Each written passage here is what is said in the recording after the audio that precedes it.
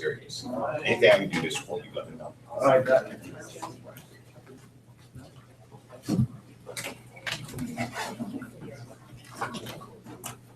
All right, everybody, let's try to get started. Thank you so much for being out here. My name is Rachel Rios, and I'm the chair of the Sacramento State Advisory Committee on Juvenile Justice and Delinquency Prevention.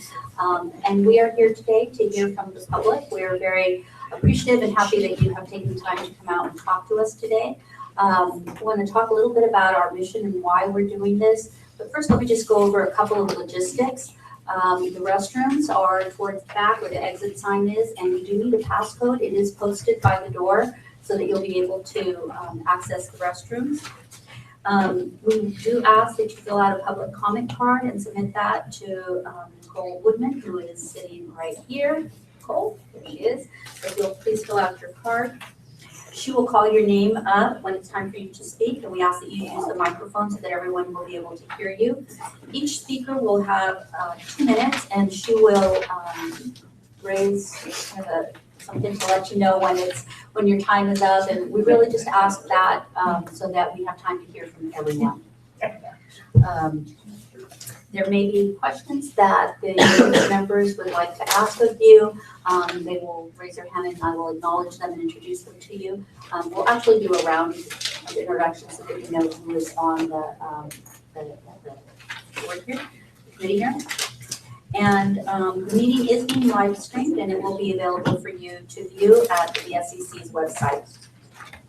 Okay, so as you know, the State Advisory Committee on Juvenile Justice and Delinquency Prevention wants to prepare for their 3-year plan. And in developing their 3-year plan, this is really the roadmap that will identify the priorities in terms of resources and funding that California will look to for delinquency prevention activities in our communities.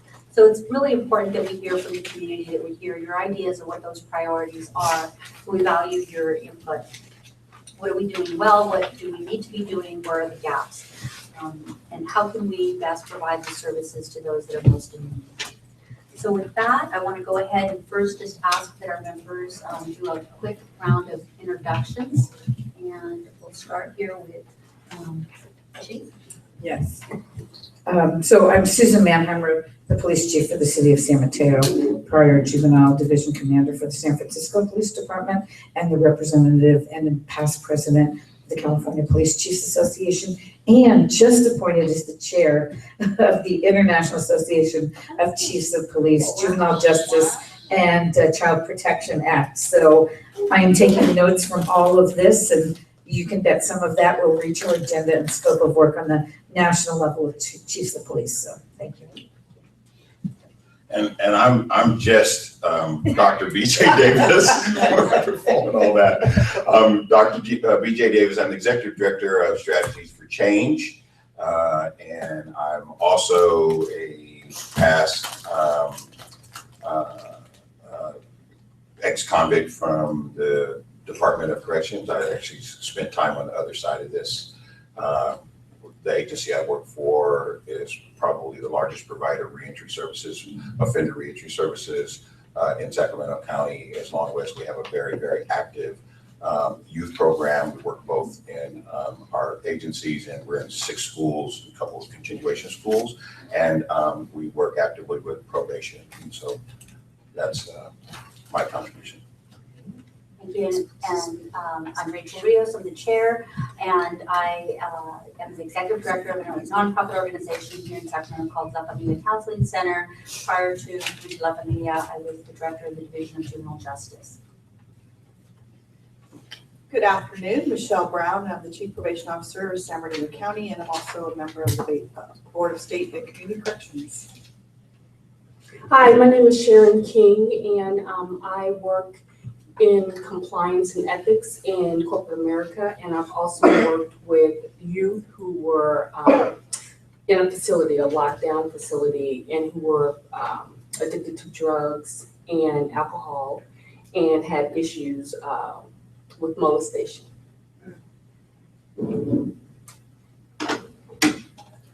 Hi, my name is Miguel Garcia. I'm from Riverside County. I am a commissioner that does compliance monitoring, in the juvenile halls placements.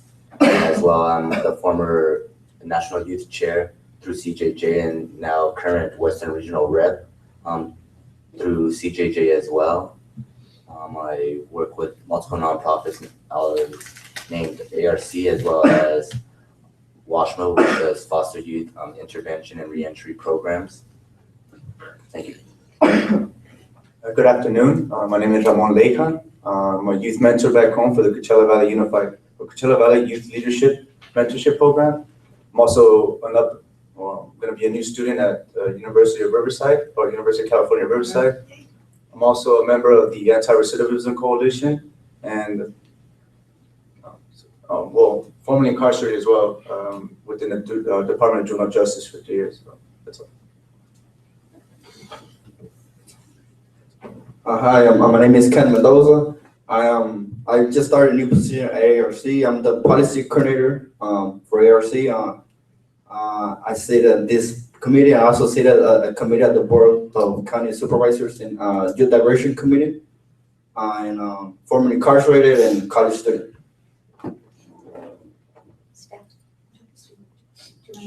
Good morning, I'm Mary Silva, and I'm the Deputy Director of the Board's division that's responsible for administering all of its grant programs, and I also provide support to this committee.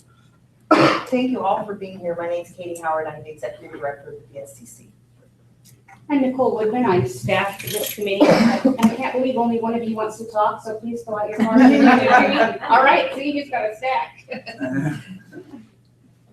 I'm Callie Sanders. I work in the grants division as well, and I'm manager of Juvenile process the grants. I'm Antonio Ismail. I'm the IT support. Very important person today. All right, so as you can see, we have a breadth of knowledge here and subject matter experts, and we are ready and very anxious to hear your comments. So with that, Nicole, could you please call first member? The first person we have is John Morse, owner of JN Consulting.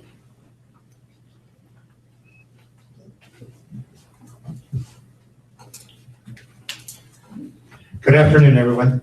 I'm from Fresno, California, and I saw your information on the internet. I said, I got to come. I've been involved with youth for 51 years.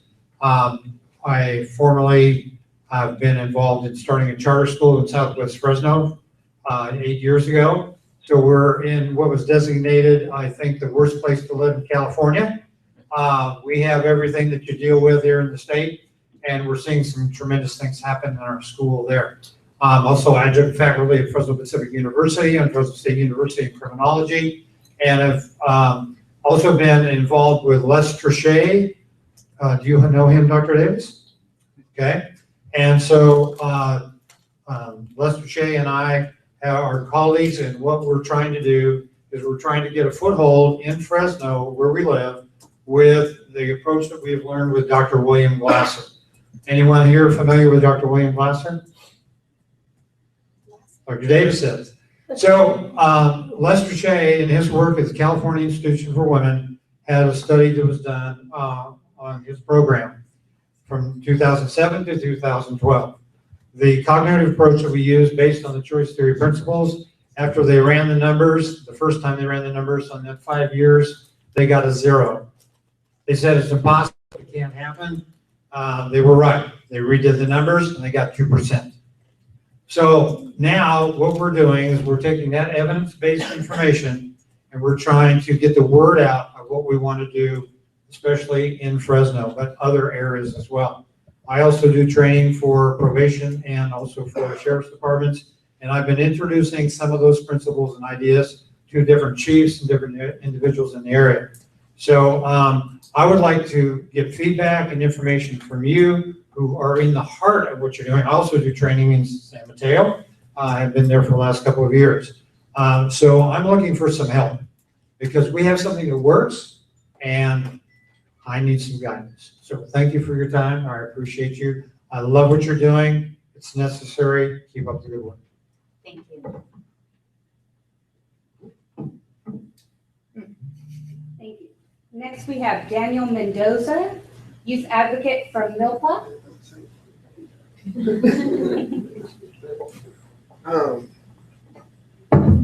my name is Daniel Mendoza. I'm part of the Youth Advisory Council for the Annie Casey Foundation. Also a juvenile justice reform advocate. Currently an intern at Milpa, and I'm a former incarcerated individual. And I'm a student at UC Davis. I wasn't here for the whole discussion of, the one we just had prior to this one. Kind of came here at the last part of it. So excuse me if I don't know where this fits, but I think when we are going on my experience being incarcerated, when we're talking about helping young people who are incarcerated in terms of needs and treatment, we have to make sure that whatever programs and services that we're offering them, that they're culturally relevant, that they're trauma informed, that they're evidence based, and making sure that whatever we're doing with these young people, that we're doing it intentionally and we're not just checking the box.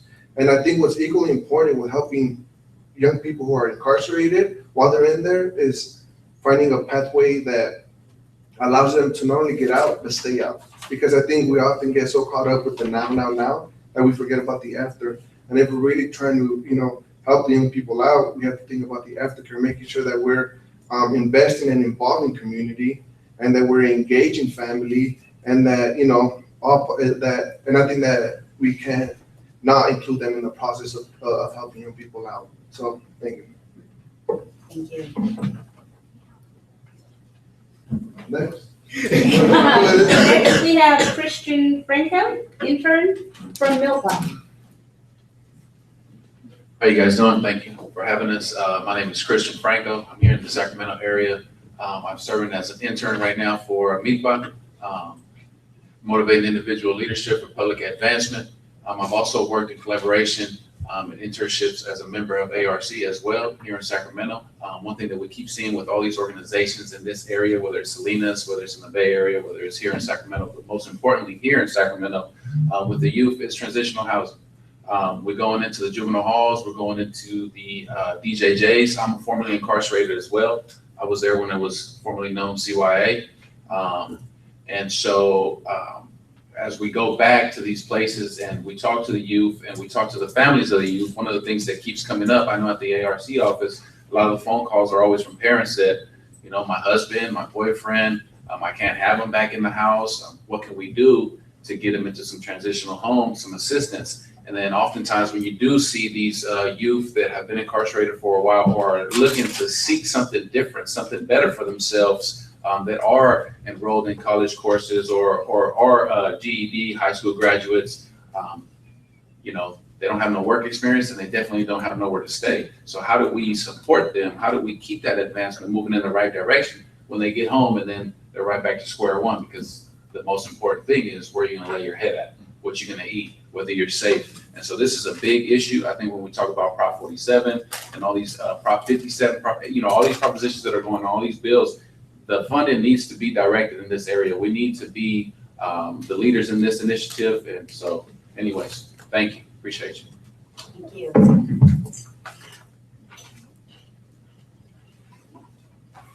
Next, we have Dominique Young, Senior Policy Associate from the Children's Defense Fund of California. Good afternoon. As stated, my name is Dominique Young. I'm here from the Children's Defense Fund of California in our Los Angeles office.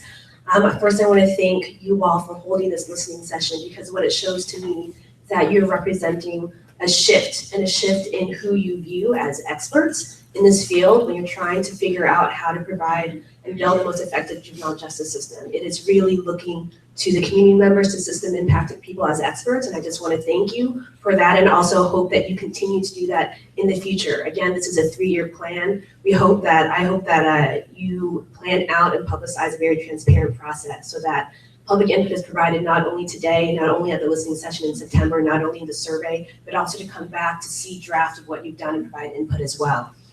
Secondly, I'd like to ask that you think big and that you think boldly. You're given a great opportunity here with federal funding to really look at systemic reform. And what you can do is I would urge you to look at other existing funding streams to see if there are a lot of program services being provided. Where's the gap and where can you fit in? And for me, I think right now, one of the things I've seen is we're trying to push a shift away from incarceration. So looking at alternatives to detention and placement. And I would ask that this group consider looking to the community as the place and building up and investing resources in the community to be the hubs for these alternatives. One of the things that I often hear from community-based organizations, and I'll just give an example of Milpa, is that they have a lot of wonderful programs, but they're not viewed as being evidence-based. A lot of community organizations do wonderful things, provide wonderful services, they have credible messages that people fund the communities, but it's very expensive to go through the evaluation and research process that it takes to become an evidence-based practice. And so since the trend is towards evidence-based and promising practices, one idea to consider is looking towards investing in the community, providing and lifting up those organizations and service providers in the communities to get the status of EDPs and then provide the alternatives. Thank you. Thank you so much. We do have a question for you, though. Dominique, other than, you mentioned systemic reform, other than the alternatives to incarceration, what else are you referring to? You mean of the specific 32 grant program areas? Well, I appreciate the one very specifically. Do you have others that you? I mean, I think number 3, besides alternatives to detention and placement, number 5, community-based programs and services, and then the systemic reform were the 3 that I would highlight. That's my turn. Thank you. I have a question. Sorry. So you said, and I agree 100%, where the gaps are. I mean, and that makes sense because a lot of times we are redundant in what gets put out there. So do you have, other than what you said before, or do you have any more specific gaps that you've already identified, or do you think that we might want to focus on specific gaps? Like the gentleman before you talked about, even transitional housing, like that's a specific gap in the system. I honestly think the gap right now is the gap in actual alternatives to placement and alternatives to detention. And that's what I would focus on because I think that right now we're all focused on trying to provide services to youth, and people are always talking about how they're looking to facilities and they're trusting probation and facilities to provide those services instead of trusting the communities to provide them. So to me, that is the biggest gap, is the gap is looking at communities, doing a map of what resources exist in the communities and how can they be resourced so that we can look to the communities instead of to facilities to provide the services that youth need. Hopefully that answers your question. No, yeah, absolutely. Thank you. And Dominique, just thank you one more time. You gave input at our May meeting in terms of adjusting the hours, and we made those modifications, so we appreciate your input. Thank you for listening to it. I appreciate it. Okay. Next, we have Israel Villa from Milpa, Program Assistant. Good afternoon, buenas tardes. My name is Israel Villa with Milpa Salinas. System impacted, almost half my life incarcerated. Every level, every system, juvenile, group home, YA, state, federal prison. So I'm definitely an expert. Where the system's concerned, foremost, I really feel compelled to thank you guys for what you guys are doing. It's my first meeting that I attended here earlier. I really appreciate the authenticity, the questions raised around why wasn't expulsion excluded, and the questions raised by a young gentleman on this side. So thank you all very much. With my experience, I think some of the priorities definitely have to be around reentry, including family wraparound services that include the family, and also reentry that starts before they're released and includes a plan, educational plan, or whether it's educational, vocational, or job placement, something to where there's a plan. Because right now, I mean, all my experience from release from all these different levels, reentry sucks. There is no funding. There is no, hotel vouchers. There's nothing no more. You know what I mean? So reentry I feel has to be a priority. Job training, I feel has to be a priority. And then, of course, like Dominique was just saying, the alternative detentions. Number 20, deinstitutionalization of status offenders. Number 26, the jail removal. And 22, diversion, right? And I feel the need to uplift, invest in community-based organizations. Again, I have a very long criminal background. And I'm just now with me by having the opportunity, even at employment, I can never find a job because of my violent background. The opportunity, the first opportunity to actually have an employment for one, and not only that, to take off and play leadership in some of this innovative thinking and solutions. And I've been part of the Prop 47 campaign, Prop 57 campaign. I had the opportunity to be on a work group last week for these revisions. So again, invest in the community-based organizations and including the community in this process, throughout this process, whether it's surveys. I want to appreciate also the listening session, but maybe doing a little bit better job on how we're promoting it. Because the only reason why I heard of it is because my boss sits on this commission here. Otherwise, I probably wouldn't have heard of it. So I think we need to do a better job on outreaching, because I feel there's a whole lot of other people that should know and would probably attend if they knew. Thank you. Can I just ask you a question? Can I follow up with that? Sure. Can you give us some suggestions on how we could do a better job of outreaching? What are some suggestions that we could take away? Man, I mean, I think one is social. I want to say social media. I know it's mostly the youth that are on there, but I think this is relevant for social media. I think it's probably one of the best outlets that we use and we get response from. I think probably sharing with some of the folks who do come and attend, like some of us are regulars, so like we're gonna run, like I found out about this service, so now I'm gonna share it through our network, say, look, we got this service going on, give your input, you know? And that's what I can think off the top of my head right now.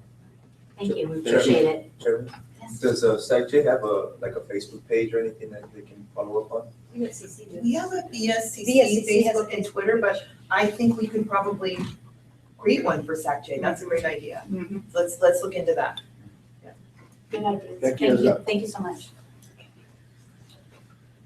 Next, we have Anthony Trevino, and intern from NOPA. Hello, how y'all doing today? First of all, let me just give you a little background. Recently released from library incarceration, DJ.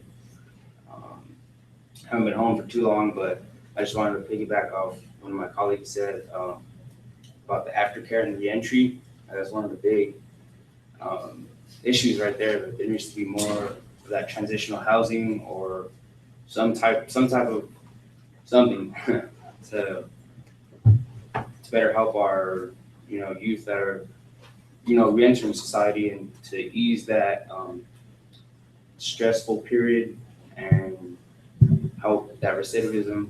And then as well as I think it was number 20, was it? The deinstitutionalization of the yeah, there you go. Sorry. Yeah, we think we need to find those alternatives to bridge that gap between the lack of the community resources or whatever it may be for that, for that matter. So, thank you. Hold on, we have a question for you. Thanks. Yeah, I just wanted, since you're like not long to the street, what did they do? What was your pre-release prep and what happened when you walked out of the gate and hit the sidewalk? I mean, what did they do for you? What did they have prepared? Did the state or do anything, or did you just get picked up by family and you had to create your own strategy? I'm just curious. We need to know what happens in real time, not what's in theory.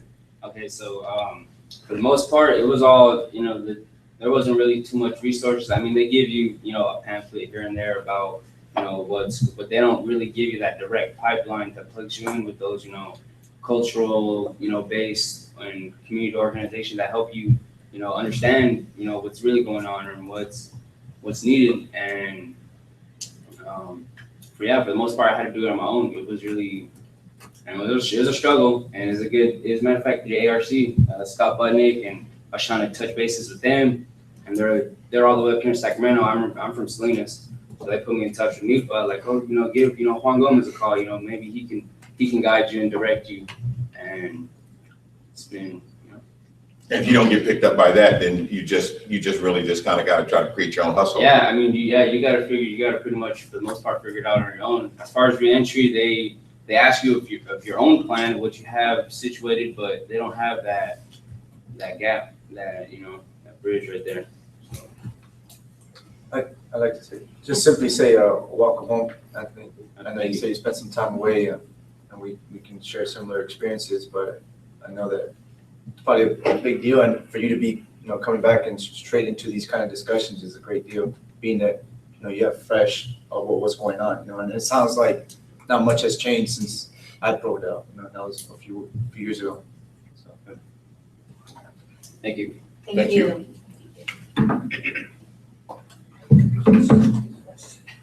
Next, we have Erica Webster from the Center on Juvenile and Criminal Justice.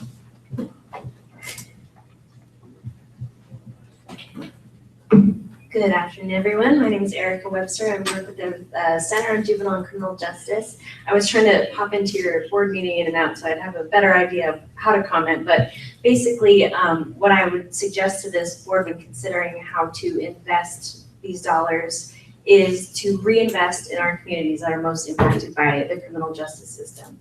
And what that means is investing in programs that provide alternatives to detention and diversion practices, and also re-entry services that happen in the community. In the other room right now, we were talking about release procedures from juvenile halls and juvenile camps. And it became very clear how important juvenile facilities coordinating with community-based services is for young people to ensure that they have that seamless re-entry process. And there's no gap in their support when we're thinking about providing them with the daily constant services that they need to be successful long-term. And we also know that when you invest in programs that happen in facilities, it could be a great program, but if we're trying to keep the population small and therapeutic and intimate, that there's often not space for all the youth that need those services if we're only providing them in the facility. Facilities have funding that is guaranteed to them on an annual basis. Community-based service programs do not. And they make up for a lot of what is not able to happen in camps, halls, and FTJJ. I'd also recommend that when you're looking at community-based service programs, that you look at places that are able to invest in the positive development of youth and give them provide the necessities such as housing, educational opportunities, employment, training, that are culturally competent and address the racial and gender disparities we're seeing in the juvenile justice system. And I hope that you continue to seek community input in this manner and through the youth survey that I read about in your agenda. And in terms of ways to make sure that these efforts reach the community, utilize the people on your board who are involved already and engaged in the community. And I think members of the BSCC know who the community members who are most actively engaged with these processes and can further utilize us as resources. Thank you. Thank you so much. Next, we have Trey Vasquez, Middle School Restorative Justice Manager from Restorative Resources. I'd like to say good afternoon. Thank you for being here. Thank you. And I also just wanted to show my respect and gratitude to those that named their experience of being formerly incarcerated, taking away that stigmatization and just being here representing for that and making a positive change. So thank you for that too. My name is Trey Vasquez, and I work in a restorative middle schools program and also with Somos Circles, which is a program that's working off of funding from the BSCC. Excuse me. We work with youth as young as 5th grade, 5th, 6th, 7th, and 8th grade in dialogue circles. So you can imagine it's pretty lively, but we're finding just all of the positive successes coming from just being with each other, just being in relationship with each other. So as much as we stress importance on evidence-based outcomes and what we can make quantifiable, what is on paper, it's also those relationships that we're making. And given that we work with mostly youth, Black and brown youth, a lot of what's central to our culture that we see is that oral tradition and those relationships within the family. And it's hard to make that quantifiable, but I just want to really name that, those moments where we're able to meet with parents and we have mamas there and they shed tears because they're so grateful to see these changes happening with their youth and their youth have inspiration to live, So I just wanted to share that, and I'll also name just something that also is really important is being able to create jobs out of these programs for young people. When they get out of being locked up, they'll go through these restorative processes, but then when they get to the end of it, they can't find a job, right? So this is really important, and I want to also put a twist to that is given that a lot of us come from land-based cultures, having opportunities connected to the land is very deeply healing for us. So, you hear about programs where folks work with horses or in gardening. It really calms down your spirit, kind of takes out those sometimes anger and all those things. I know it's done a lot for me. So I'm just sharing more than anything, story and relationship building is at the core of it. We always say they trusted me to come up here and represent for an organization. We always talk about we're long distance runners. We're not sprinters. We're coming from a historical legacy of trauma. So we gotta just keep looking ahead, long distance. Thank you. A quick question for Sure. the chair. Where are you located? We're in Santa Rosa, California. Oh, Santa Rosa, thank you. Just to your comment, 5th, 6th, 7th grade is where those choices and paths are being set. Right. It's younger and younger and younger, so I appreciate you, that we're there in those middle schools too, and they're looking for answers, and they're getting their answers sometimes from folks who just don't have the relevance and the understanding in the long distance runner perspective, so keep doing what you're doing, thank you. All right, thank you. Thank you.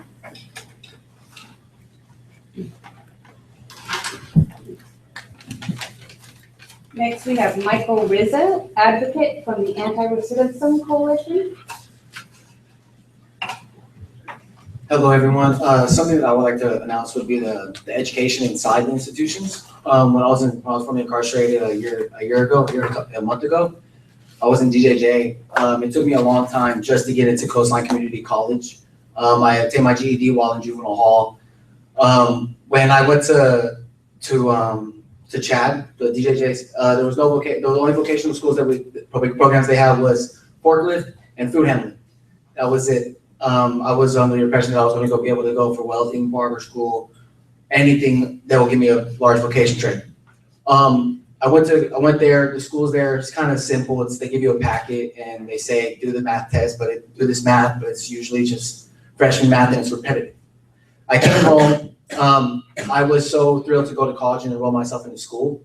I went to college, to Sac City, my first semester in Sac City College, and I overwhelmed myself. I was like, I was ready. I had 4 classes. Wasn't told how college was really going to be. Wasn't something to be ready about. Enrolled myself, like I said, in the 4 classes. Was very committed to enrolling, finishing school and stuff like that. My first day of school, I didn't know what a syllabus was. I didn't know how to respond to an email. I didn't know what the text is that you have to do to do an essay. I didn't know how to schedule your time. I didn't know that if you have a class it's kind of common sense. I didn't know if you have a class at 9:55, it's best to make your next class maybe like 20, 30 minutes later because the campus is large. It's not a high school campus, and it's not prison. It's not a prison campus where you're just escorted over there. So it was something that I was really, that kind of like intimidated me, and it made me end up dropping 2 classes, getting a W. Yes, I was committed, but it was very hard for me to keep going. And I wish that people inside implement that, like a college program. There was only one college program, that was the reintegration program by Cal Poly Pomona, that was Professor Reese. And that was very helpful, helped me out a bit, but I would really like that to be implemented if possible. Thank you. Thank you. I don't have any more cards, but I'd sure love to hear from some other people. If anybody would like to fill out a public comment card, come up. So for those of you that came in a little bit later, we do need to have you fill out a public comment card, and we would love to hear your comments. So please bring your comment cards up to Nicole. Yeah, I just wanted to ask a question. So we have, because we're not all done yet. So I do, I'll let him go and then I'll just answer. I can wait. No, go ahead. No. I want to hear what you got to say. We're here to hear you. Okay. So, I'm sorry, may I introduce you? yes, please. This is Daniel Silva, SAR founder, Self-Awareness and Recovery. Good afternoon. I'm here to speak on behalf of the community-based organizations. Many in this community are reaching out to young people, and I believe that's what this committee is about. And one of our main focus right now is diversion and intervention for these young knuckleheads that think it's all fun and games, and they glorify it through the media and all that other stuff. I just got through doing 39 long years of incarceration. Hurt, pain, and drama, it's all that's behind those walls. Nothing, no future. The few of us that were smart enough to try and correct ourselves, to come out here to these communities and try and do better, be productive, make atonements, make amends, you know, and that's really the mission that most of us out here, ex-incarcerated, have been on for several years now. And I ask you to please consider the programs that reach out to these young people in the school districts and wherever, you know, continuation schools, where, you know, in these foster homes. Consider helping organizations that are really trying to reach the young people and create an awareness of the hell that awaits them. You know, I usually tell them, I'm your future if you don't get it together. That's after I tell my horror story of my life. And I also support re-entry programs because I believe in helping people that are coming out, especially the ones that are sincere, that have worked on themselves behind the walls. I myself have like 20 years of recovery under my belt. I had to really work on myself. So I know the value of healing circles, of recovery programs, of, you know, people really doing this work, people going back to the prisons and sharing, you know, hope and inspiration to people that need it. And so, you know, I wasn't even prepared to come here today, but I'm just speaking from the heart. And I'm working with a lot of organizations in this community that really got the strong drive to make a change the world if we can. And so I thank you for giving me this forum. Thank you.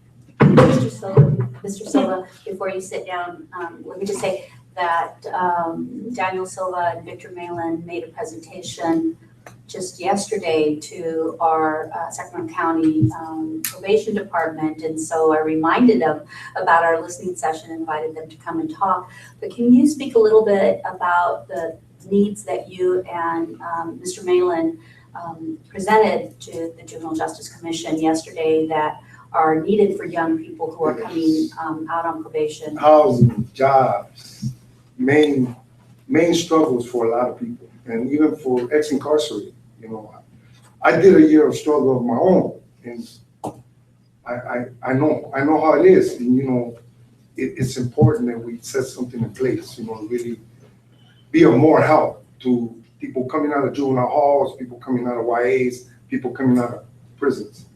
And you know, with jobs, you know, people can succeed if they really desire to make it out here. You know, there's, like I said, there's nothing behind prison walls. And you know, once again, I thank you for letting me speak at this committee. Yeah. All right, thank you. Thank you. Do we have any other comments? Any other public comments? We go ahead and have our commissioners, I think, may want to make some comments. Well, I actually wanted to, so I don't remember the gentleman's name. You have the thing, but with the hand up. The one that was up here second. Yeah. Yeah, you came up second. Could you, I want to ask you a question. So Daniel Mendoza. Daniel Mendoza, yeah, I was really impressed with what you had to say. So, and what I want to ask, because I'm really big on trying to find out what works. And so you've been really successful. You were formerly incarcerated youth and got out, and you seem well put together right now. And I like the way you spoke. What worked for you? So what did you get that you think helped you to get where you are right now that we can learn from, or you know, that we can support, or we can use as an innovation that can inform what we do? Yeah, so the thing about my whole experience in the when I was incarcerated is very unique. I don't consider myself unique or exceptional. You know, really, I shouldn't. You know, I'm not the exception to the rule. As you can obviously see, a lot of these folks, you know, made it out, and you know. But I think what was really unique was that, you know, I was in Sacramento County, right? It's, you know, some consider it a little bit more progressive and so forth, you know. And so I was very blessed to be in an environment where the focus wasn't really on the approach to dealing with my, you know, my 707B charge wasn't a punitive one. It was a more service, let's focus on rehabilitation and programs and stuff like that. But I think what really worked was the opportunity to really, for me to school. I mean, I know it's always talked about, but they really pushed school on me. And while I was reluctant at first, little by little, through people, to mentorship, stuff like that's what kind of worked. I was trying as an adult at 14 years old, so really, like, they were just trying to keep me busy. I did 4.5 years. The day I got sentenced was the day I got released. And so it was very complicated, like, not to go into the details of it, but like, they didn't know what to do with me. Like, I exhausted every possible program and stuff like that. But I'll give them credit in that my reentry program was successful, that before they even threw education at me, before they threw job opportunities, before they threw opportunities in general, they made sure that my basic needs were met. And so in the reentry process, they made sure that I had a home to sleep at night. They made sure I had people, support system. They made sure that even though I couldn't see my family face to face, that I had contact with them, just my basic needs, that sense of belonging, that's love, security, the basic needs. And so, and so what I'm really trying to push for is like, how did my reentry process, how can that stop being the exception and start being the norm, right? I give a lot of credit to a lot of the mentors and the people in my life, because that's who really made the difference. The juvenile justice system, responded to my 14-year-old me in a very punitive way by trying me as an adult. But I was lucky enough that in that institution where I was held at, they provided me with opportunities and really didn't see me as, that kid that was labeled incorrigible, the worst of the worst, but in other words, they saw me as a kid with potential to change. So that's what kind of worked on me. Good. Excellent. Wait, we have another question. Actually, I have two for you. First of all, a lot of the things that you're referring to, you keep saying them. Who specifically pushed school on you, and who met your basic needs? Who is it that you're talking about? Right. Was it the staff? Was it an outside? For the most part, it was outside people, volunteers who went in there. The school lead teacher who ran the school program where I was incarcerated, she basically was very instrumental in me not only graduating high school, but taking college courses, something that 14-year-old me never thought of, right? But it was for the most part outsiders. It wasn't probation couldn't really be involved because technically I was in the adult system. So they couldn't really offer me much. And so it was mostly outsiders, watching for me, advocating for me to, provide me certain service. I took piano classes like crazy, right? No, but that's the reality of it, that they like, I didn't see it at the time, but these other people basically walked in there and said, you know what, if you're really talking about restorative justice, if you're really talking about, justice in general and opportunities and being a culture that responds to this type of behavior in a rehabilitative opportunity fostering in place, then we should give him whatever he needs to keep on his progress. Because at 17 years old, I had already exhausted every program, school program and program outside the school, and I was there till I was 19. So how do you keep a person who's exhausted every program? How do you keep them engaged and keep them learning? Like, we had to think outside the box, and I give credit to a lot of those people who went in there and basically said, you know what? You guys ain't doing shit. You guys ain't doing nothing, bro. Let's think outside the box and see how we can help me. Okay, so my second question is this, because you made a comment that I think is really important, and I think part of it has to do with the timing of how things happen. We talk a lot about reentry, right, and that initial, reentry, and that being different from maybe a little further down the road. And your comment was, not only to get out, but stay out. Correct. And so I'm just curious if you have any feedback on the stay out part and what comes later. Right. I think I already hit on it. I mean, it tends to be overlooked because we're so busy in trying to provide young people education, job opportunities, and opportunities in general. But it's the basic needs. You can't have a kid succeed at a consistent level without them having the basic needs, a home. Like one of my colleagues were mentioning, like a place to stay and stuff like that. I was also fortunate enough to have the opportunity to go to community college. Like, my teacher got me to school. I don't know how, but she did. And so for me, one of my first things was like I got out, and 3 weeks later I was at a community college. 2 years later, I had graduated. And so now I just finished my first year at UC Davis. And for me, that was something that, you know, I like to learn, I like to read. So for me personally, that was something that I stayed engaged in because I liked it. And that was my stay out part, right? But that may mean that can be something different for another kid, right? School's not for everybody. I understand that, and we have to find ways where we can help young people realize what they want and engage them in one way or another. Where did you stay? Like you said, your basic needs were met. So you said you got out and you went to community college, and then you went. So that gave your life purpose. So how did you get your basic needs, like sleep, food, transportation? I'm just curious. You know, when you hit the gate, how did those things get handled, and was that helpful? Yeah, it's very helpful. So kind of like I mentioned before, when I got out, they made sure I had my basic needs covered. So originally, you know, I'm from Watkins, California, San Cruz County. I was in the juvenile hall from 14 to 19. I get out at 19, and they not ship me, but they told me to move to Roseville, where they found a family who was literally willing to just open their home to me. Like, wow, not worried about rent, nothing like that. Just to give me an opportunity to school, to just give me an opportunity in life, something I didn't have growing up. And so I was able to take advantage of that opportunity, and you know, the community college was like 10 minutes away, and that's how they were able to. Yeah, warm handoff.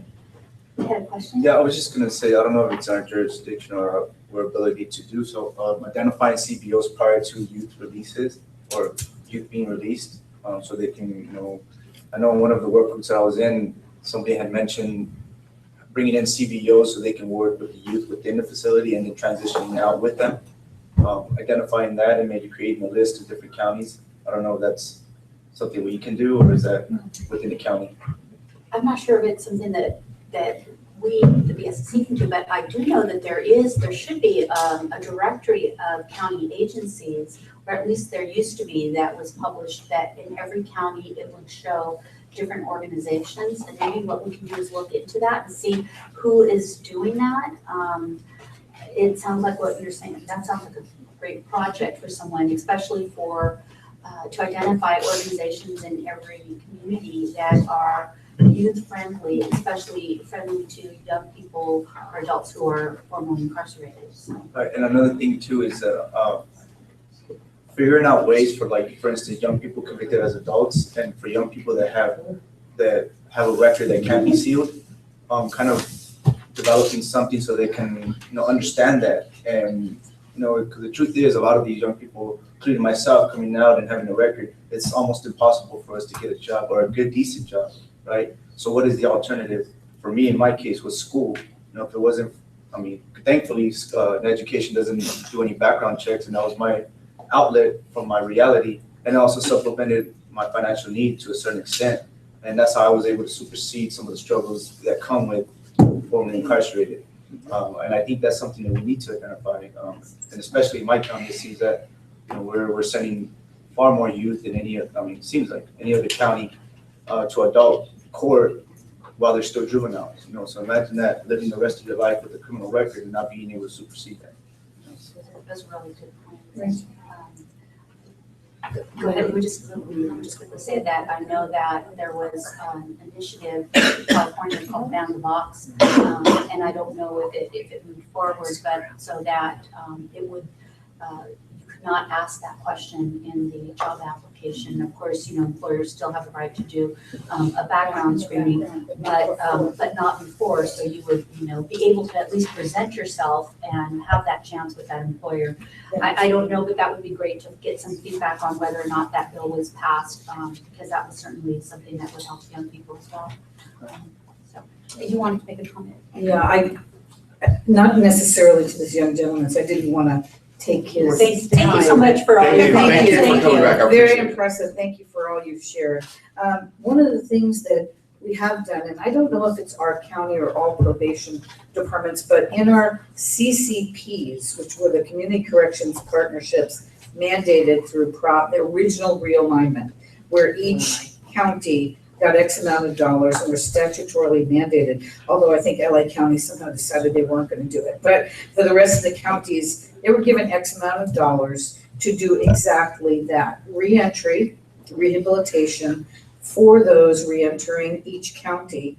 and that was deliberately not just all of the entities, California police chiefs, probation chiefs, county health and mental health services, all of those ABCs of what you'd normally get for reentry and rehabilitation, but also CBOs. And I know in our county, we directed a lot of that to CBOs that were evidence-based or promising practices. But it always struck me that once we kind of got into the CCP and really have good reentry programs, the best of them were actually in the actual jail and done 6 to 12 months before the sentence was up. And so we've instituted that, at least in our county, in our jails. And I always thought that it's a shame because they really need it for the juvenile system. So I don't know if there's something that we could do within the juvenile system, but I think there is mandated reentry plans now for before you process out of the local county jails. And a lot of that was through realignment and Prop 47 monies that came down from the state, and that was all BSCC money. So I guess I'm asking you all at this point, are you familiar with what I'm talking about, or is our county more the exception than the rule? And is that something that we might look at mandating or at least sharing as best practices for juvenile lockup? Well, if I may, Madam Chair, a couple of responses, and I'll ask Chief Brown to maybe reflect a little bit on what's going on in San Bernardino County.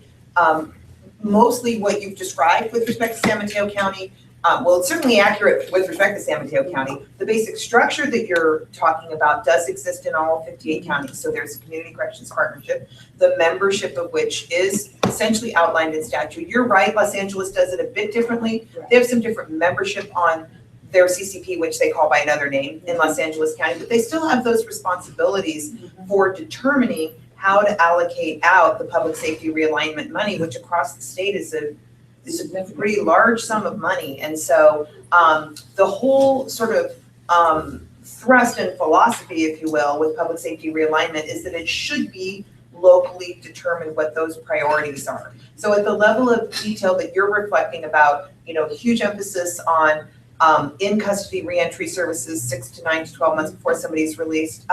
I don't think there's a specific requirement on that. Chief Brown can correct me if I'm wrong. That sounds like a San Mateo priority, and it sounds like a terrific one. So yes, getting into, first of all, areas of best practices possibly, but also with respect to the Title II funding, and I don't know if we have all the program purpose areas, in mind right now here today, but if that were to be something, that's kind of the purpose of what these listening sessions are for. If you want to, sort of narrow in on certain priority areas for reentry and what we fund in Title II grants, and then what we talk about in terms of best practices in other venues, I think all of those things are possible. Chief? And if I could just say, because the CCP is what you were talking about, which is the CBOs mixed with all the service providers from the governmental entities. So it's already sort of an infrastructure. The structure is there, and I will just say, speaking kind of generally, some counties are doing an absolutely fabulous job with those partnerships, whereas other counties struggle more. Yeah, and you 58 counties, and it's being done 58 different ways. And that legislation was, it was done in such a way that it was to give the locals the ability to do it in a manner in which they felt met the needs of that county or that community. So yeah, it's completely, you can talk to every different county and you'll find that it's being done differently. But I do like the idea about the best practices. I mean, this realignment's been since 2011, and I still hear about different programs that are happening that are fascinating. So I think it's a good idea to hear about some of those that are happening that are effective, I guess, and successful. Because we've done so much with juveniles, with adults, is it time to start translating that down? That's my question.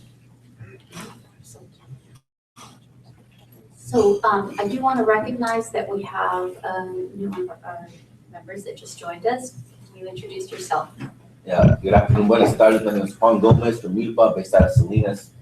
Thank you, Juan. And Juan was at a prior meeting, so wasn't able to be here before this, but we appreciate that you came in. It looks like we do have a few more public comments. Let's read it. All right. Okay. Next, we have Sue Burrell, Policy and Training Director of the Pacific Juvenile Defenders. People standing here? Yes. Okay. So, hello, everyone. This is totally impromptu, but I thought since you were here and I was next door all day, that I would pop in. So, I'm not sure, I didn't hear anything that came before, and I don't know whether my suggestions for your focus on different subject areas for the Title II funding are sort of in the ballpark, but I just have four ideas. First, near and dear to my heart, I think you need to think about funding juvenile defense projects.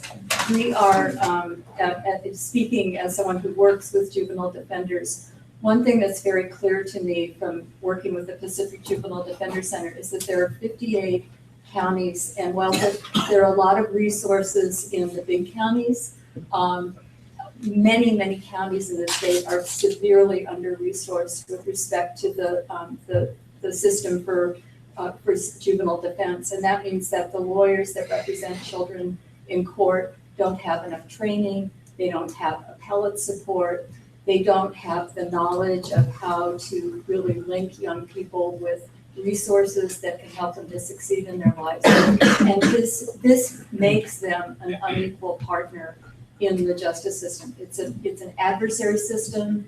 Other parts of the system are much better funded, and I really feel like there's a need to level the playing field with respect to juvenile defense. The next area that I would like to see the Title II funding focus on, and I know Michelle likes this one, is mental health diversion.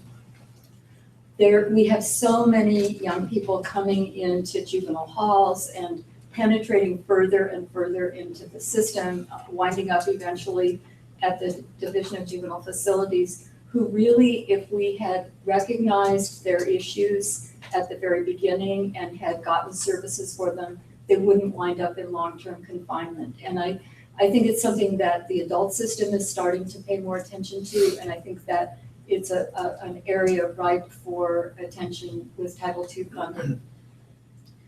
The third issue that I don't exactly, I have 30 seconds? No, Okay, okay. then, let's see. Sue, it's okay, go ahead. Well, okay, fine. Yeah, don't run through it. The other thing is that I feel like we really need to find a way to tie in community-based organizations that are more both ethnically and culturally aligned with our population in the juvenile justice system. And I feel like we should find a way to encourage funding to more community-based organizations and have them as full partners.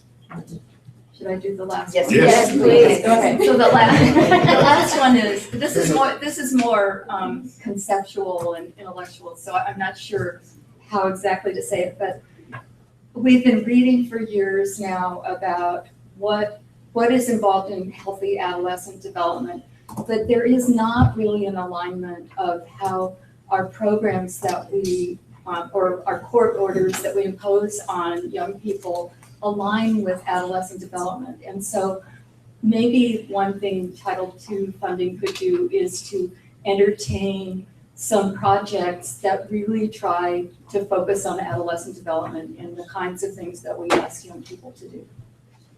Okay, thank you. Thank you.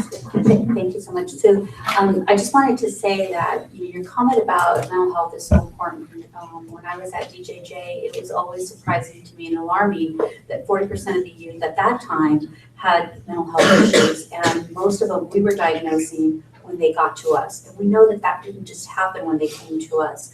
And so what happened all the way along the line that you didn't get the services that they needed and diverted somewhere else. And so I think that still continues to be an issue, even though we've realigned juvenile justice. Probation departments are seeing the same thing. So I think that's very important. So thank you for saying that. And also your comment about adolescent behavior. It was always a question when I did parole that I would ask the agents, is this adolescent behavior or is this criminal behavior? When you're asking me if I can sign off on revoking someone's parole, isn't this what, do you have a teenager at home because this is what teenagers do? And this is not necessarily criminal behavior, this is adolescent behavior. Let's not criminalize it any further. So I think that's really important. Thank you for making the comments. And then we do have a question for you. Yes. Hi, thanks so much for all your comments. What would you give as an example of an adolescent development type of outcome that you would want to see when releasing a juvenile on some kind of say a probation contract or whatever? Could you give us any example of what that would be? I would take the work that was done by the National Academy of Sciences a few years ago, and they wrote a big book called Reforming Juvenile Justice, an Adolescent Development Approach. And there are like 4 core things of what works, or what's important to help with healthy development. The first is the presence of supportive parents, preferably, or adults. And so every court order that we impose should really focus on engaging parents and supportive adults. The next characteristic is that you're supposed to enable them to have contact with pro-social youth, so that like they could engage in activities, sports or art or other activities with other people in the community, not just confined within the juvenile facility. The third thing is that you're supposed to enable them to build skills and become experts on different things. And I think that a lot of times the activities that we have them engage in are really kind of punitive, and they aren't really skill building. They're just kind of, I don't know, they're just not, they aren't skill building. And that's really important for brain plasticity, because when your brain is developing when you're a teenager, you're laying down all the circuits, and you want to lay down the circuits in ways that, learning to do music in some way, or learning to do mathematics, or learning to think in a certain way so you can be artistic. So those kinds of things that are both going to help your brain development, but also are going to give you other options to choose different paths, to expose you to different things. And then the final thing, the final main thing, is to put young people in situations where they are able to exercise judgment. And I think one of the big problems with incarceration is that you get no opportunity for judgment. Everybody tells you when to eat, when to go to the bathroom, when to go outside. And so we should be fashioning court orders that enable young people to exercise judgment and make mistakes, just like our own children do. It's a process. So that's kind of what I see. Thank you.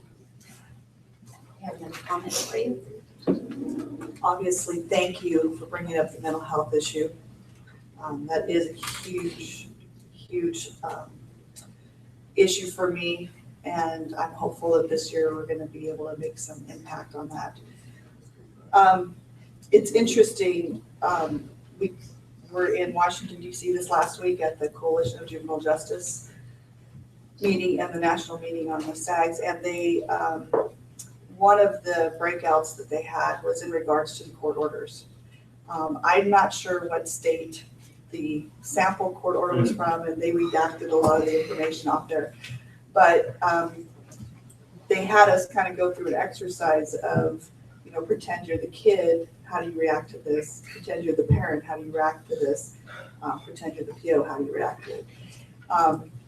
And to be honest, that court order looked very similar to many I've seen, the terms, and looking through that, really a setup for failure. I'm not sure if it was me that I could have complied with everything that was in there and the way that it was really specifically written. And it really gave me something to think about. I'm not sure through Title II how we would address that in terms of that being more adolescent appropriate or driven, I guess. But definitely along those lines of, you know, you're dealing with a teenager, you're dealing with a woman, this has to be, they have to be able to succeed. They have to be able to accomplish those things. And even as a parent, some of the things on there were the parent not being able to consume alcohol or do certain things.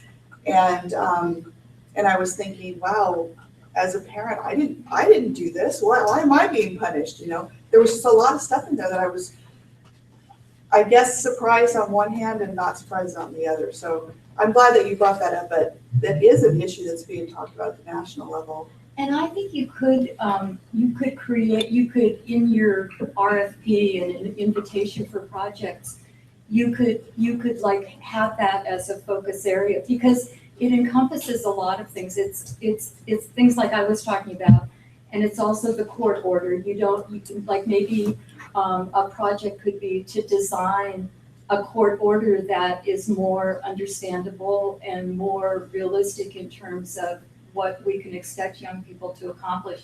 There was a study in Seattle, I think it was, where they studied what was in the court order and then what young people remembered 5 minutes after they left court. I don't know if they talked about that study, but so in the typical court order, there were like 20-something conditions that you were supposed to do. You know, go to counseling, go do this, blah blah blah. And when they interviewed children 5 minutes after court, they could only remember 5 of them. And so maybe the court order should be focused on having 5 good, meaningful things. And then the other part of this that I think is also a national thing that's happening in California is other things that set young people up for failure, like having fines and fees that nobody in the family can afford, and that force poor families to make really hard decisions about whether to comply with the court order or not. I mean, I think that you could fashion a category for projects that would really be very helpful in moving us along on those issues.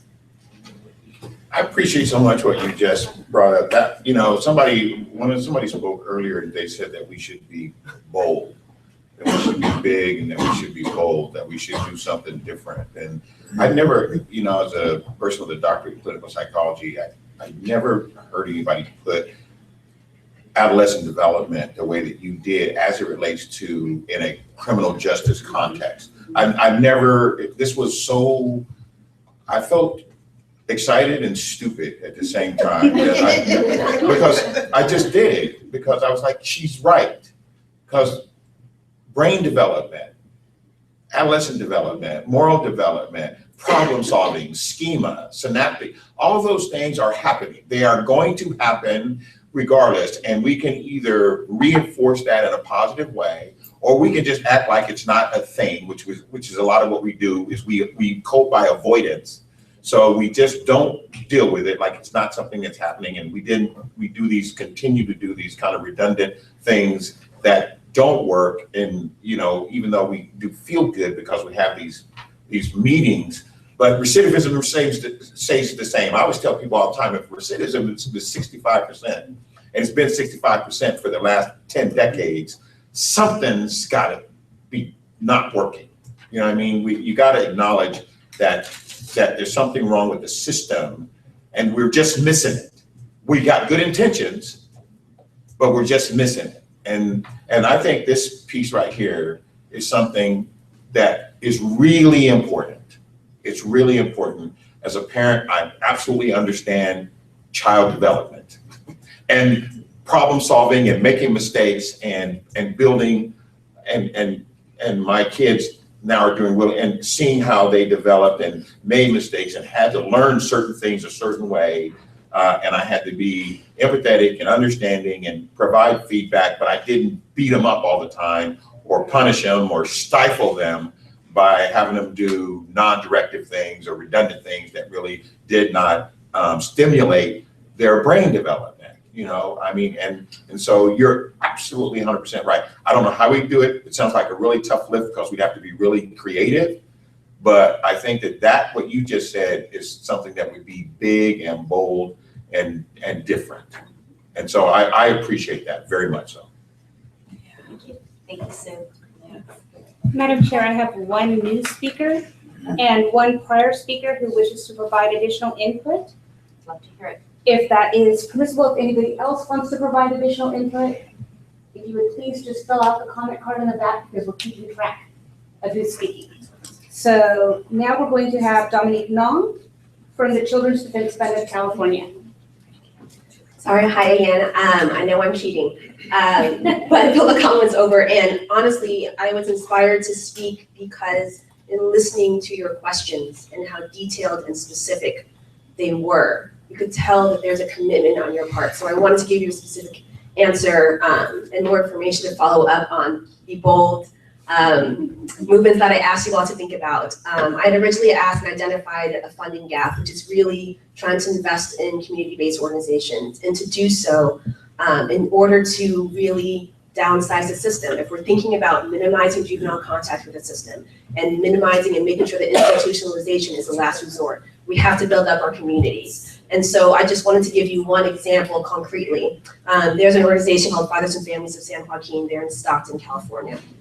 And I recently, last week, heard of a story where there was a young man who was facing a transfer hearing and was facing roughly 30 years in adult prison. Fathers and Families of San Joaquin got involved, along with working with public defenders. And not only was the young man kept in juvenile court, but the sentence was he was put on monitoring and required to attend Fathers and Families of San Joaquin every day. So they recognized that for the services, the treatment, the healthy way for him to develop and to grow into a young man that we could all be proud of was to keep him in his community and to keep him with organizations like Fathers and Families of San Joaquin. So that's one example that I wanted to concretely give you, and perhaps an idea may be to talk to Fathers and Families of San Joaquin and maybe other community-based organizations, if this is an idea you're considering, to hear from them, what kind of resources do they need? What do they need? What kind of funding and support can you provide them to help them become true alternatives to incarceration and detention? The other thing, just really quickly, is I have to support Sue's comment about supporting juvenile public defenders as a former public defender myself. So thank you. Thank you. Next, we have Raymond Garcia, an intern at the Anti-Recidivism Coalition and Self-Awareness Recovery. Good evening, ladies and gentlemen. My name is Raymond Garcia, as she said. First of all, I'd like to say I'm humbled and I'm honored to be in the presence of wise, compassionate, caring, and just conscious people from this side of the room to this side of the room. I'm sitting here and I'm watching you all and I'm feeling the spirit. I feel the compassion in this room. I feel the wisdom in this room from all sides of the fence. It's not just one side of the fence, it's both sides of the fence. And we're sitting at the round table and we're trying to figure out how are we going to prevent our youth from following my footsteps, from making the same mistakes that I made. And the reason I came up here is because when I was a kid, in and out of jail, camp, juvenile halls, all that, eventually I wound up in prison. I did 20 years in prison and I just got out. Thus, I'm an intern. But when I remember getting out of camp, I did about a year in camp for carjacking. And when I got out, and I'm not good with the 30 seconds, so. We're done with that. But when I got out, I remember my dad, I grew up with my mom, she passed away, and my dad was a single parent. My dad, he was always working, but he had his issues too, drinking, getting high and stuff like that. So I remember he comes and picks me up, we go to the house, and when I get home, nobody was there. The house was empty, and my dad just drops me off and he splits. All right, I'm gone. I come home to an empty house, and I'm like, damn, there's nothing here. I go to the store, I buy a beer, and I go to my neighborhood. I go with the fellas, I go with my family, with my homeboys. Next thing you know, I'm there, and everybody knows I'm out, and everybody's coming over. Oh, Woody's out. They tell me, man, fool, the neighborhood was dead before, but the neighborhood was dead for the last couple of weeks. Nobody's been coming around. All of a sudden, you're home, and everybody comes home. Now, if I would have had somebody, and that felt good, like, man, I'm home, everybody's coming to see me, but I didn't even get that from my house. nobody was home. It was an empty house. The lights were, it was an empty house. Lights were off and everything. My dad dropped me off and took off. And if I would have had somebody to catch me, put me in sports or mentorship or things like that, that would have been somewhere where I could have went and clung on to. But coming to an empty house was just not cool, you know? And the only where I went was to the hood where everybody else loved me and it was cool. So that's my situation. That's me speaking. And like the lady was saying, that these programs that are catching us, you know, I just got out of prison and anti-recidivism's right here, SARS right here, and these things that because everybody's messed up, regardless whether you're rich, whether you're poor, whether you're have or have not, we're all messed up, we all got problems. And being able to be around people that can help you identify it or work through it is what we need. And just to support these groups, to support these people, like to support these groups is essential. It's life and death, you know what I mean? To stand behind these people, these groups like ARC or SAR or the one she just said about, the lady just said about the kids and the families, or fathers and families teaching them. I mean, but to put your support behind these groups, because these are the groups, these are the people that are really making a difference, that are helping, you know what I mean? It's like, I came out here to make a difference. I came out here to come and help this kid. I came out here to come help the next man so they don't follow my footsteps, you know what I mean? But behind me, I need somebody to back me up, you know what I mean?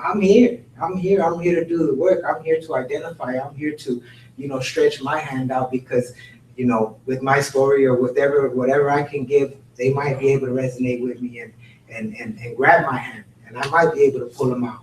But I need backup. I need somebody to back me up, you know what I mean? So that's what I mean, just help these groups. That's the only thing I could say. That's my own personal story. Thanks. Thank you. Thank you. We do. Next, we have Victor Malin, the Sacramento Director of the Anti-Recidivism Coalition. Hey, Rachel, I appreciate the invite. I just had to really say one thing, and it's really kind of piggybacking on what Raymond said. He actually came to our office, 2 weeks ago, man, when you got out? About 2 weeks ago, and he's been on me like they hire me. And as you can see, he has all the talent in the world, all the drive and passion in the world. But, you know, even though some people might think ARC has a lot of money and a lot of funding, because we have a nice office. I personally Scott probably would see me right here. I probably wouldn't have got that office because it costs so much a month, and we could have hired someone like Raymond and been in the community more. But the main thing that I really want to be able to say is we need to be able to have more funding to hire these guys, to be able to go into the schools, to go into the prisons, to do the work. There's also a youngster that we go into the juvenile hall and we're talking to these kids in the juvenile halls, and they come home. And then they come to our office. At first, it's really, really hard to get them to actually come to our office. But when they do come to our office, if we don't have an internship, a job, or something like that to keep money in their pocket, then they're going to stray away. Appreciate Imani Lucas. He actually just got in contact with me. We had a youngster who came from the juvenile hall, and Imani's going to be able to find some funding in his budget in order to get this youngster a job. Because this youngster, his name is Angelo, and he's been doing his part. He's been doing his part, going to the community, the community center, going on the computer, researching about college. That's what I told him to do. And I told him in turn, I would try to find him a job. And I was kind of beating my head up against the wall, to be honest with you, because I couldn't find anything. And so Imani came through. So the main thing I really want to be able to say is invest in the jobs for the youngsters as they come home, also the formerly incarcerated as they come home, through the community-based organizations, because those are going to be the first places that they come to. So also on the reentry tip, I know you guys talked a lot about how to keep people from coming back. It boils back to giving them the jobs. So I appreciate you very much. Victor, can you just give us a quick overview of what the Anti-Recidivism Coalition does? And you have 2 locations, correct? Yes, definitely. So the Anti-Recidivism Coalition, it's a nonprofit organization based out of Los Angeles. We just opened up here in Sacramento in September 16th of last year.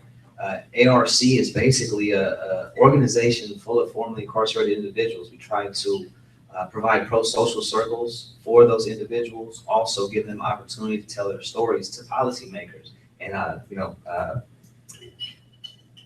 here, man, Ken, my bad. You email me all the time about the river rafting trip. So we also do trips of that nature too. So it's pro-social activities. But more than anything, we're a brotherhood and a sisterhood.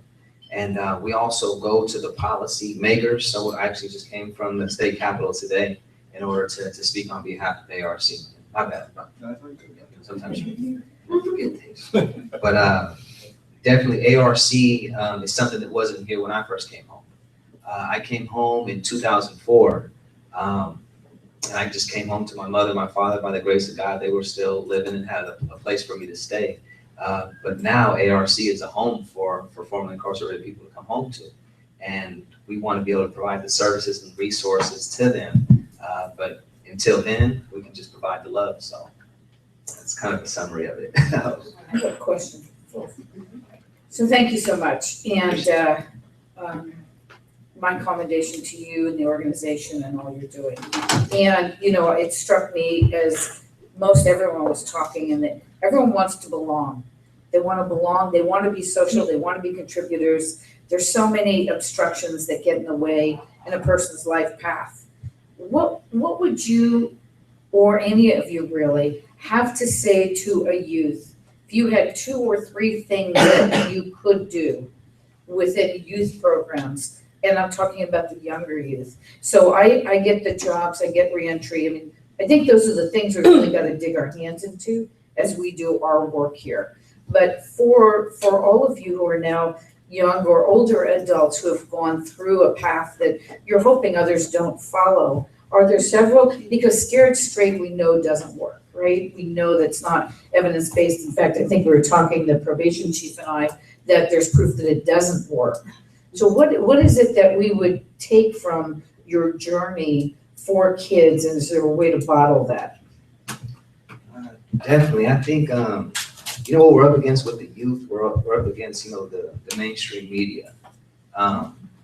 Everybody wants to be rich, everybody wants to be a rapper, have the gold chains, things of that nature. I know when I was young, I necessarily didn't want to be a rapper, I wanted to have the money. Yeah. So I think to be able to take the kids on that journey, like for instance, I don't want to put Mike Rizzo on the spot, but he was here earlier. You know, I've taken him out, you know, taking him out downtown, showed him what that life was about, and then being able to see them bump their head and then pick them back up. You know, I think a lot of these dudes, they want to be able to, you know, have the good life that they missed, you know, chasing the ladies. You know, I'm kind of speaking towards the males, of course. But those are the natural things that young people are going to want to do. So be able to have someone like myself, someone like Daniel Silva, Raymond, to kind of show them the ropes, let them see what that life is about in-depthly. And then after that, let them see it for themselves. And then once they bump their head, pick them back up and say, okay, you ready to make this change, and let's go with this life. I know for me, myself, that's what I had to do. I mean, we all had to bump our head at some point, but to have someone there to pick you up is the key. So I hope that answers it. Yeah, no, that's great, thank you. We have a couple questions for you. So first, Chief Brown. I've already asked Scott this question, but I'm going to ask you to put you on the spot. When are you coming to San Bernardino? I'm waiting for ARC to start their program in San Bernardino. I mean, these are, I've been, the Milpa, the family, our fathers and families, we need these so badly. And any of you who want to come to San Bernardino, we need one of these programs there. And I would. Let me go ahead. We had Ken first and then Miguel. Well, I might just piggyback on what he was talking about ARC. Now, so like a year ago, we did a survey to 300 of our members who you know, we have members who've done from like 6 months in camp to 1 year to 20 to 30 years in prison, even to like people who've done like straight consecutive years in solitary confinement. And the survey was asking like, what is the main issue that we face, you know, formerly incarcerated face, what is the need, right? What is the main thing? And we thought it was going to be jobs, right? But in reality, it was housing, and then the second was mentorship. And the reason I think these are really one of the 2 top ones, and it could be different ones for different people, right? Is because like me personally, when I was incarcerated, I remember when I was in DJJ and even in county, my mentor would come inside to visit me, right? He'll bring other formerly incarcerated individuals who like would come suited and booted, you know, and then I used to talk to them like, wasn't I with you in camp? Like, yeah, and now you're suited, you're out. Like, yeah. And to me, just seeing that made me like, oh, I can't wait to get out so I could be like you and be suited, you know. So and then now that I'm out, I'm working for ARC, you know, doing a lot of things with the community. Now I mentor kids and I go inside juvenile halls, inside YAs, prisons, and now I have people telling me the same thing I used to tell the people that inspire me, you know. So it's also, I think it's just having role models, you know. I think that we know this, you know, the people closest to the solution are the people who have lived that issue, you know. And I think that if we're talking about formerly incarcerated, I think that us formerly incarcerated individuals, we are the ones that need to be helping the other formerly, because we're more effective at communicating with these members because we understand how they like the issues they're going through, and specifically we connect with them. And ARC, like, you know, for example, I mentioned the rear rafting trip. You know, a lot of these individuals, you know, we grew up, we never felt love, compassion, or we've always been lied to all of our lives, right? But when you have mentors who stick with you through thick and thin, even when you relapse, you know, part of the process of changing, you're gonna relapse, you're gonna disappoint your mentors, right?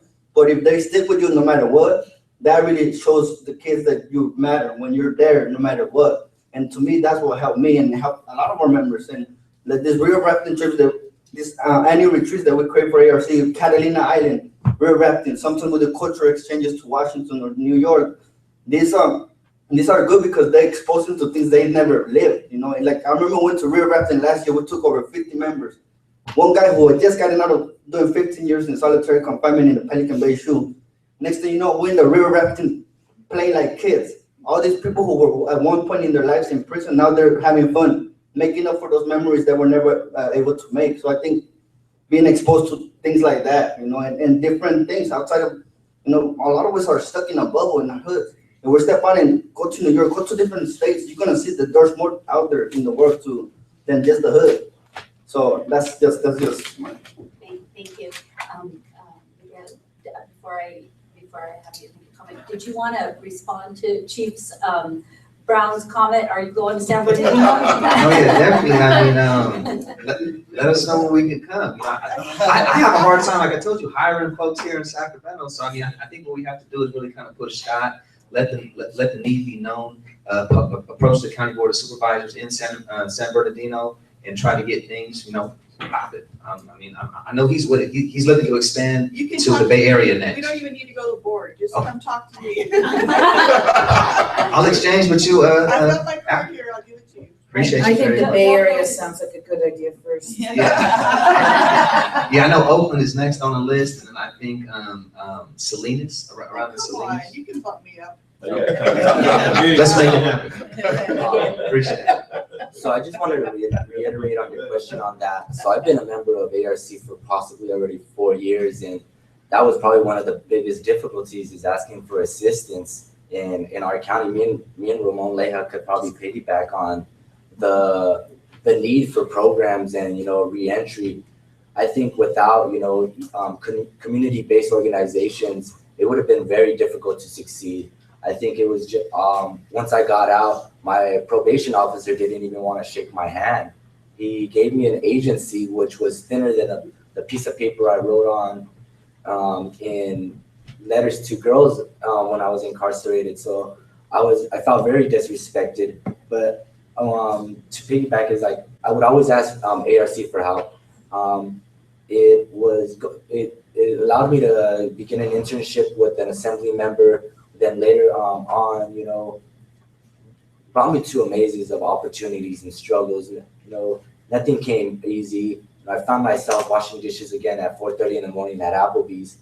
Later to find myself now, you know, working at a law firm and hopefully buying a house, you know, next year and graduating with a bachelor's degree from UC Riverside, where I'm proud that Ramon Leja is going to be attending as well, you know, as an Inland Empire native and from the Riverside region. You know, I could say that I am proud, you know, that I had received the help that that ARC has given me. And, you know, it is very difficult. Just to reiterate that, you know, evidence-based programs is a nice title, but community-based organization is a better one. And just echoing what the rest of I don't want you to say public comment, but colleagues in reforming the justice system is we know that there is a need to actually change hopefully the bylaws and granting funds to community-based organizations, because we see the impact they make and the impact that I would say the Women of Substance Men of Honor, founded by Rosalinda, out in Ventura County, helping a person from Riverside County, ARC, helping a Los Angeles-based organization, helping an individual from Riverside County. It just goes to show that if we reallocate the funds to a different and change our bylaws to instead of funding evidence-based programs and start funding community-based organizations, which has been echoed throughout this public commentary, I think we'll see more the lower recidivism rates go down, and you'll see California prosper as the state that it needs to be that we are supposed to be, And just to say that, hopefully they come to Riverside though. So. Thank you. Just to kind of piggyback on what Victor was saying and Ken, some of the other folks, it's like in terms of how young people deal when they're faced with like a lot of things stacked up against them. It's really a sense of identity, right? And to kind of give an example, like when I was incarcerated, I remember being in solitary confinement, right? And then getting out and then talking with the other folks who had experienced that experience, right?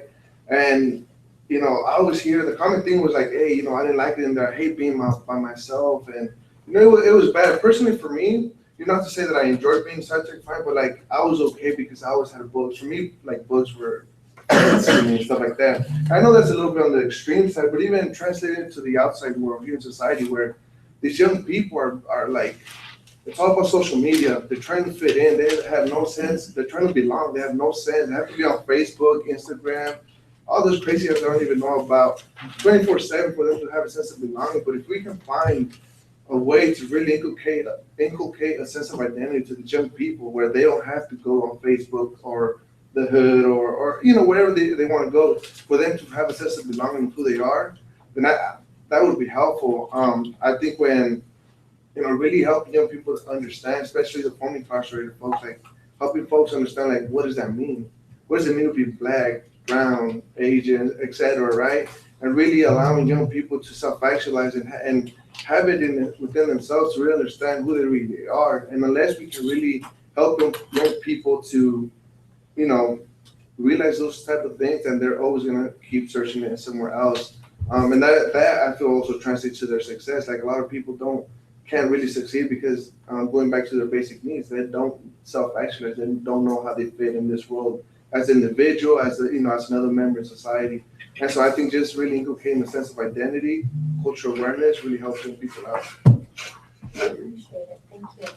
You sound like you from UC Davis, man. I was impressed with that. I'm a professor now. Inculcate, self-actualize. I was like, man, I'm like, check it out. Like he's spitting it right now, right? I'm impressed.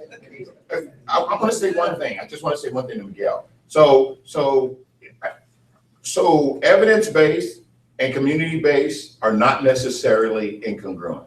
So I hope that there doesn't become this battle between evidence-based and community-based, because I don't think it's constructive. I mean, some of these federal dollars are just going to be tied to data. And so what I think would be smart, because I heard the gentleman earlier talking about, I was really impressed. He was talking about the oral history and dialogue circles and things like that. And I know that that's probably considered evidence-based, but BSCC funded that. So, but the thing is that, and I need to learn more about ARC. I am so impressed. I got my business card out.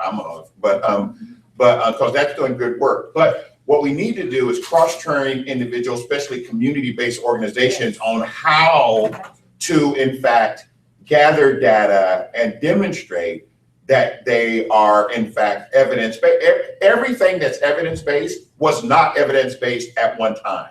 Do you understand? The gentleman came up and talked about choice theory. He's talking about Dr. William Glasser. I actually was taught by Dr. William Glasser. You're talking about choice theory.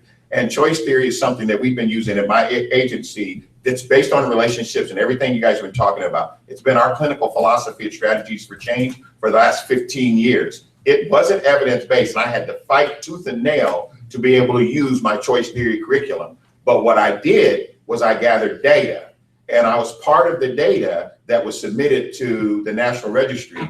And choice theory, reality therapy by Dr. Glasser, was just listed on the National Registry of Evidence-Based Practices. It's now NREP certified as an evidence-based practice. So what I'm saying is that, so what we need to do is get some technical assistance to some of these community-based programs so that they can in fact put in place, not these elaborate things, to gather data, hold on to data, and then be able to produce this data 1 year, 2 year, 3 years later to show that these incredibly effective community-based programs are effective.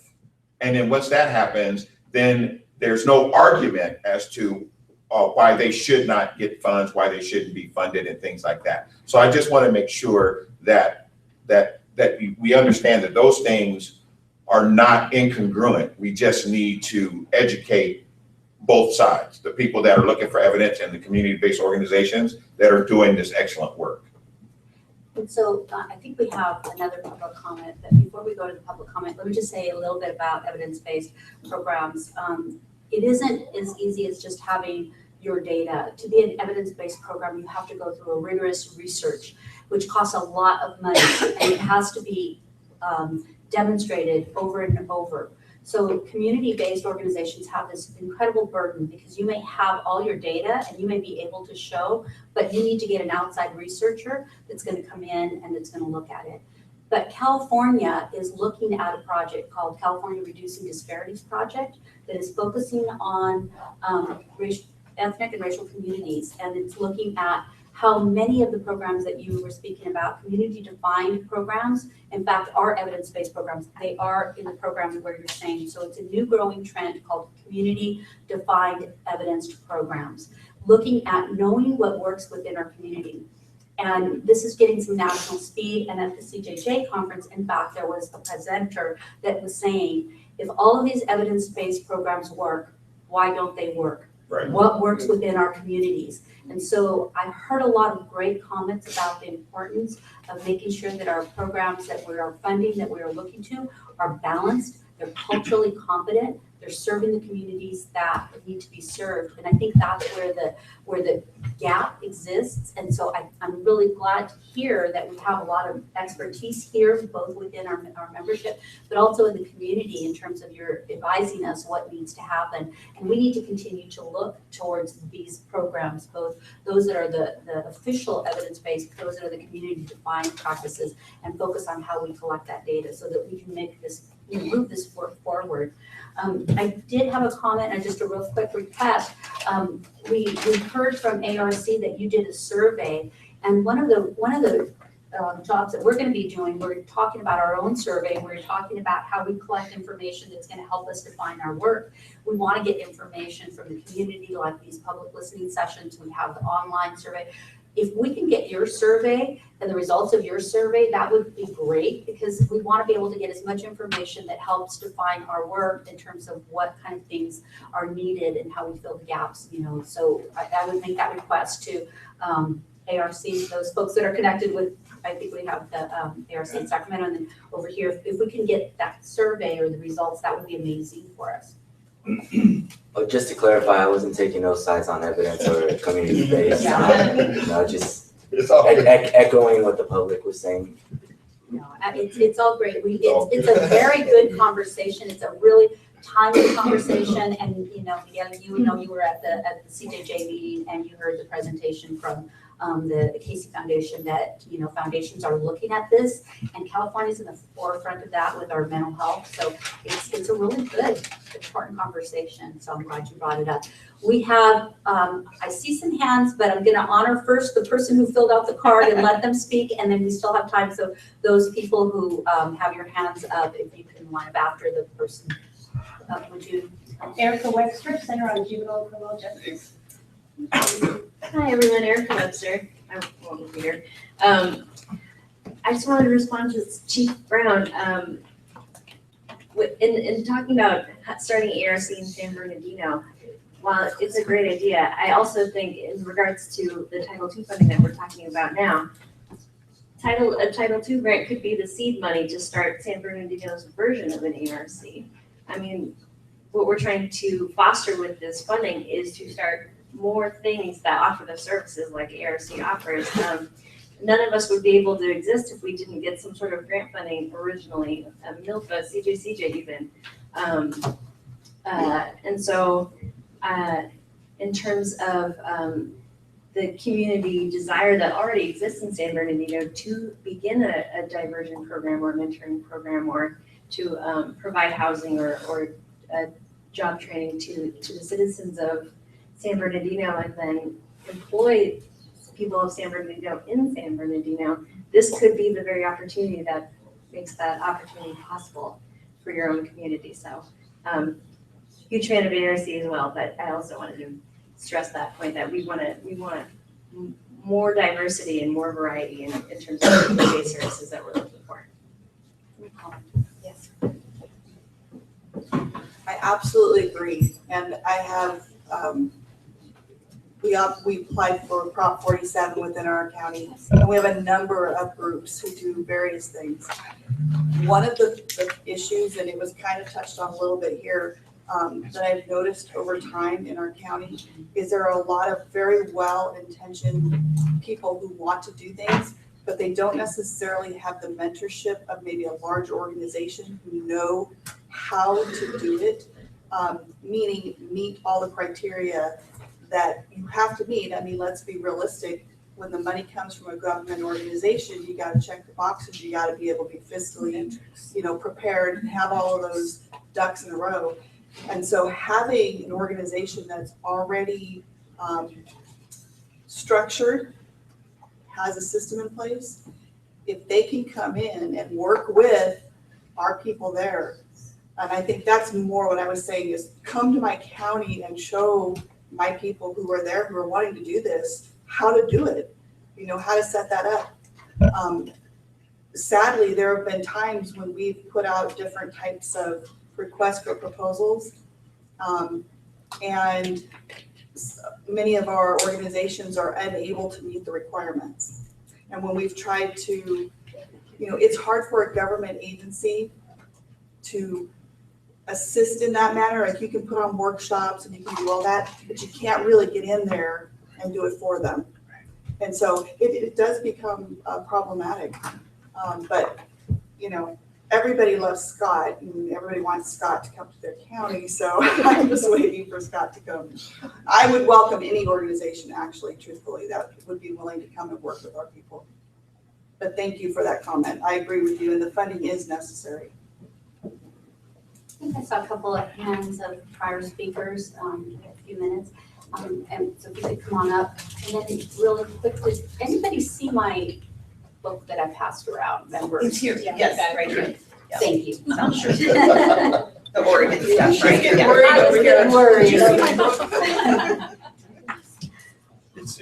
Thank you for allowing me to have another shot at you.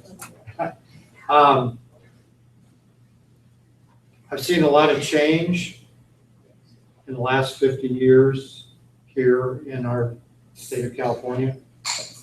I can speak to that issue because I'm probably the oldest person here. One of the things that always has intrigued me is this question: where did all this begin? And when we take a look at everything that's been taking place today, and all of you have been wonderful, you've shared some fantastic ideas. And we talk about self-reclamation, and we see these great examples of these young men and these young women that are being reached. But where does it all start? Where does that begin? And it's in our homes, it's in our families. And I used to think as a parent that when I became a father, wow, man, my job really began. But I've looked at a lot of information recently about what is happening in vitro, and realizing that even those social emotional components that exist in those homes are impacting that young child within the womb. And so one of the ideas that I've been trying to share with a lot of people in what we call the reclamation process, but also prevention, is taking a look at how we take the things that do work, whether they're CBOs or whether they're evidence-based, and be able to take those individuals who are coming out of prison or wherever they're coming from, and as they're getting ready, we work with them inside, but we also work with the family. So that when they are learning a new way of reclaiming their thinking and their lives, that family is also being worked with so that when they come out and they're together, they're on the same page. So I want to share that idea with you as a group to think about what can we do locally in our communities to be able to get that focus going. You know, we have a great program. I'm a part of a program in Fresno called the Children's Movement. We have 270 organizations. The major thing that they've focused on in the last 3 years is talk, read, sing. And they're doing a fantastic job, and they're making a big impression with a lot of young families. But at the same time, when they're talking about that, they're talking about after birth. I'm talking about what's happening prior to that.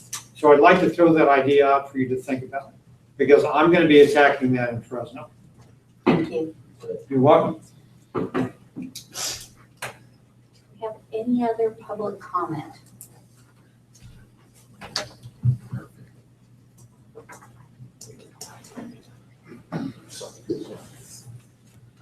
So just to piggyback off of what Dominique, or actually what Erica was talking about, bringing different organizations. You know, part of this is to expand the resources to build bigger communities.